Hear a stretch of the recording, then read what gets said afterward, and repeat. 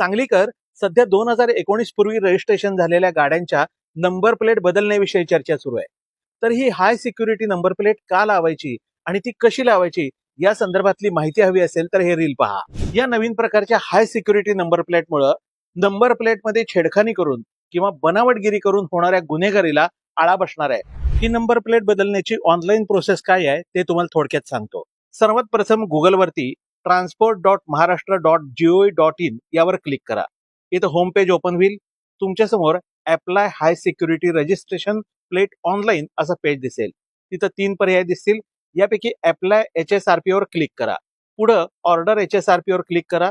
इथं registration number, चेसीचे शेवटचे 5 अंक, इंजिन नंबरचे शेवटचे 5 अंक आणि तुमचा रजिस्टर मोबाईल नंबर असा तपशील द्यायचा आहे. याशिवाय इतरही काही मजकूर भरायचा आहे. यानंतर तुम्हाला OTP येऊन तुमचं रजिस्ट्रेशन कन्फर्म होईल. यानंतर पेमेंटचं पेज येईल.